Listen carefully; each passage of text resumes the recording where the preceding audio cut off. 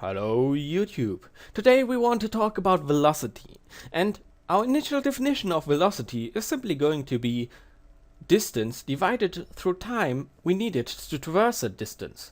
So let's take a look at an example, because only formulas are always boring. So this is quite an interesting example, because we have a yellow oval, and this yellow oval is the overlord of the world, and it wants to get from place A to place B. So how does it do it? Well, it moves, pretty simply. And we can look at it at different times, like 0 seconds, 10 seconds and 20 seconds, and see how far it has come. So we just say at 0 seconds that's its initial condition, that's its initial distance, that's 0 meters, that's going to be our definition of the initial distance. And then we say, let's let a bit of time pass on, and in 10 seconds we are going to look at it again. And now we come back at 10 seconds later, and it's not at the same place anymore. It has traveled. It has traveled, for example, 50 meters further to the right. So now we say, that's quite interesting. We go back again, we drink a coffee, and then we come back another 10 seconds later, so we are at 20 seconds total, and the object has traveled another 50 meters, so 100 meters in total. Now, some of us are going to see a trend going on. We are going to see, every time we come back 10 seconds later, it seems as if the object has traveled 50 meters further. So how can we put this into some kind of unit, or how can we put it into some physical quantity, some physical value? Well, we have one. We're going to define one, and that is our velocity. Our velocity says how far an object moves in a certain amount of time. So let's calculate it. Let's just divide the distance by the time. And here we go. We have divided distance by time, and it's quite interesting.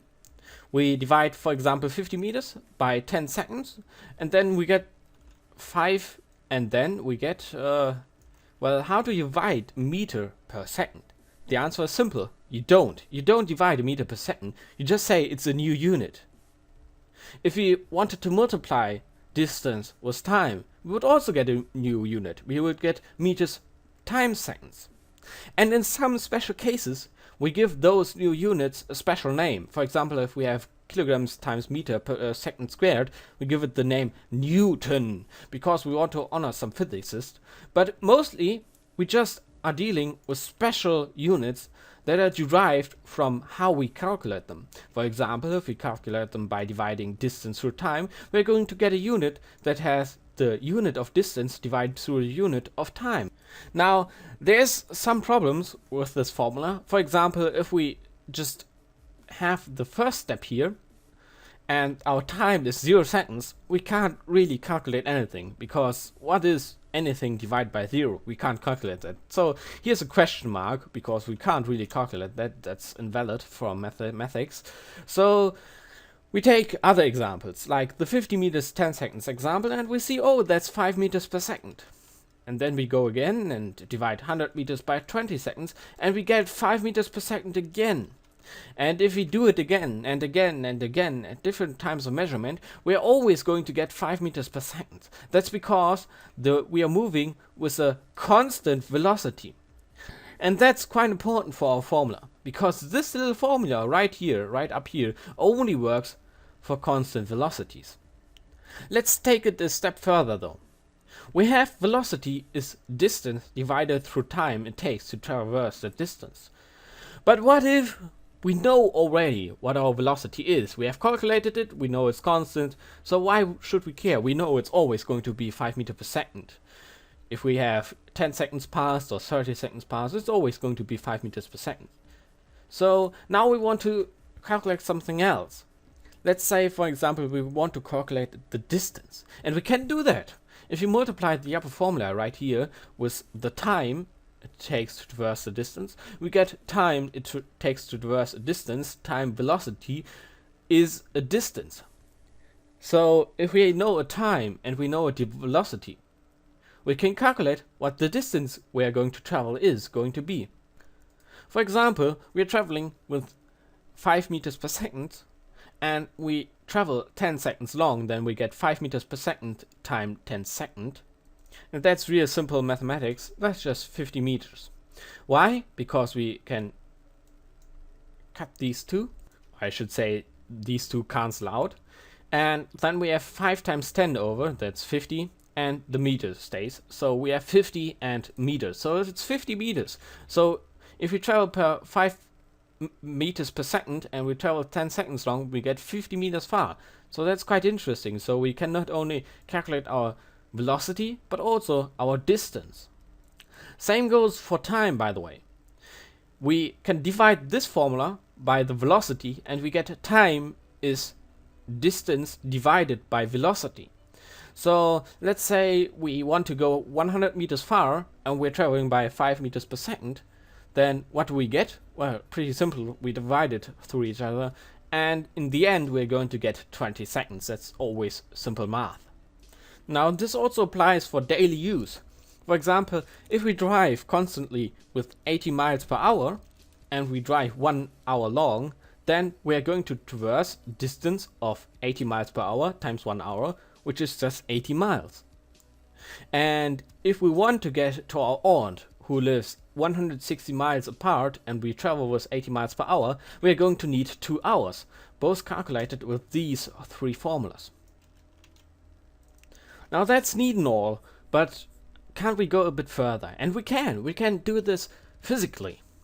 This was just a bit of speaking, a bit of math and so on, but now let's take you a step further and let's talk about diagrams. Diagrams, the power of physics, always in diagrams. Everything in physics has a diagram, everything.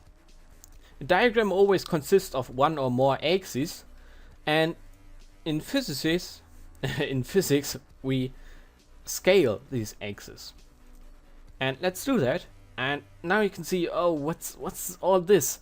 I'm saying, oh, I want to say the distance, and then I want to do what? I distance over meter. So what does it say? Well, physics is measuring, and measuring is always comparing. We never measure something and say, oh, that's 5 total units long.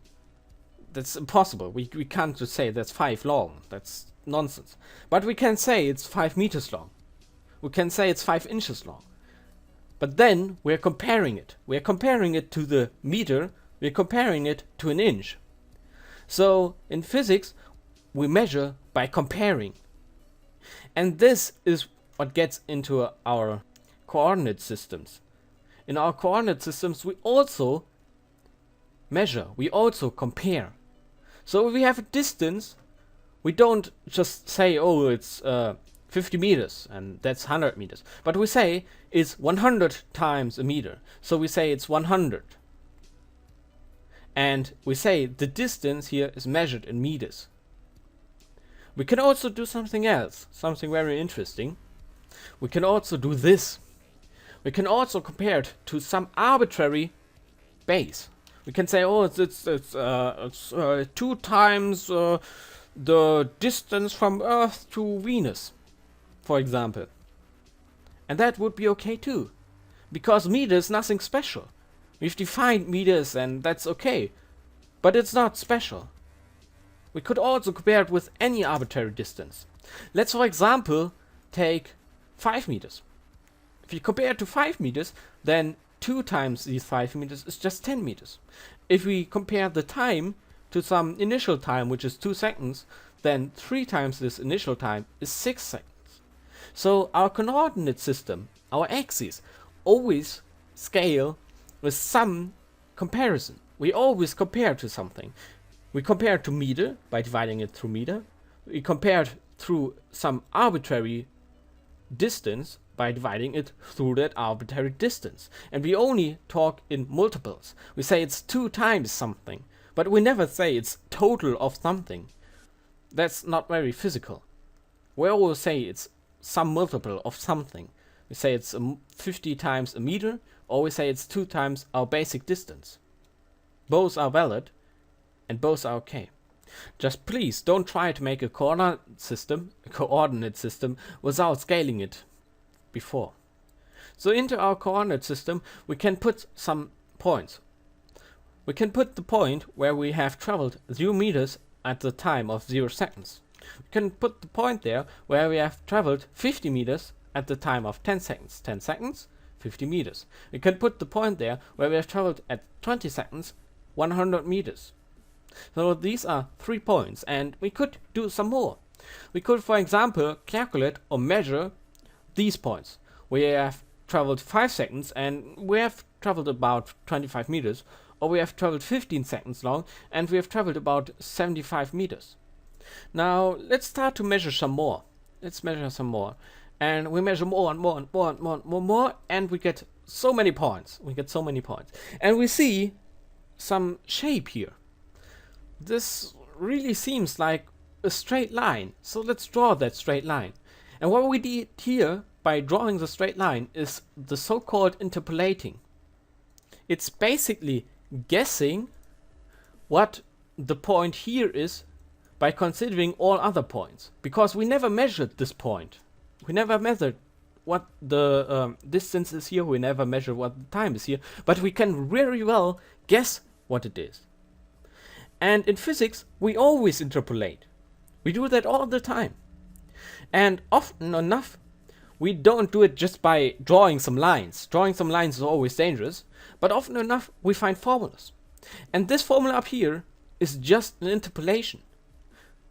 We say, oh, we have some distance, we have some time, and we have some velocity, and if the velocity is constant, we interpolate that the distance must be around that value, or must be exactly that value. And that is because we have seen some underlying mathematics for this line here, like this line graph here. X is 5 meters per second, that's the slope of this line, times time. So that's our basic formula for this line right here. And with that basic formula, we can interpolate points we haven't really measured. And that's the same as calculating points we haven't measured. In physics, we often just have a wild guess as to what the velocity is or what the distance is by doing it with formulas. And there are really only a few formulas who are really true no matter how you take them. So, for example, the formula for the Coulomb force is something we really have to find, and it's not going to change very much. But, for example, the formula for friction is just an approximation for what really happens, for what we measured. So it's really just an interpolation of the points we graphed. So in the future we are going to have to decide whether our formula is just an interpolation of something, or whether our formula holds true in any kind of scenario and is going to always be true. Then it's some fundamental formula based on some fundamental principle. This one, velocity, by the way, we could interpolate it with the line, and we could say, oh, we have interpolated it, but velocity is also based on some principle. So this formula right here is not really interpolated. But I wanted to discuss interpolation before we come to harder cases of it, like when we have friction, and then we want to graph friction and everything, and that's going to be difficult. And we don't really want to do that. So we are going to discuss interpolation at a simple example, like velocity. So interpolation is really the art of guessing how something behaves. And if we only measure the times and the distances, if we only do that, we are interpolating. We're saying, oh, this approximates to this formula, and we're saying, oh, this approximates to some principle. We can also come from the other way, and we can say, oh, the basic principle of our definition of space and time results in a definition for our velocity. Both ways are possible, and both ways are plausible. Now there's one last thing I wanted to talk about in today's video, and that is how we calculate the velocity in this diagram. And we can also do it there. We can not only do it by this former definition, but we can also see it in this right diagram here. And how do we do that? Well, let's calculate the slope of this thing. Let's calculate the slope of this line. So we take the difference in x divided through the difference in the time. And usually we would take the difference in y divided by the difference in x, And now we take the difference in distance divided by the difference in time, which are in end effect y and x. We've just labeled them differently. And it's not about the labeling, it's about the idea that's behind it. So we take the vertical distance divided through the horizontal distance. That's the difference in distance divided by the difference in time. Let's do that at some arbitrary points. For example, 70 meters and 15.4 seconds, and 27 meters and 5.4 seconds. And we are going to just divide them through each other. We're going to take the difference and then divide them. And we get, that's 50 meters, the upper thing, and down here, that's 10 seconds. So that's 50 meters divided by 10 seconds, that's 5 meters per second. And this is interesting. This is really interesting. We can not only measure our velocity by a total distance traveled through a total time we needed for that, but also by a difference of distance divided by a difference of time. And now comes the interesting part. This also works if our initial condition is not 0 meter. You can calculate the slope of a line even though that line is not going to the origin of our coordinate system. So even up here we could calculate the velocity. And that's quite interesting, because this allows us to define our velocity also for different initial conditions. So we have two things to worry about in the next video. First thing is going to be the initial conditions. We have only defined our velocity yet for our initial conditions. And the second thing is going to be the constancy. We have only defined our velocity for constant velocities. So if we move constantly, then everything is fine. We can use the formula here. But if the initial conditions change, or our velocity is not constant, we are going to have a problem. And in the next video, we are going to fix that problem. And I hope I'm going to see you then again. And I hope you had some fun. And I hope the lesson about interpolation wasn't too difficult for you. And see you next time.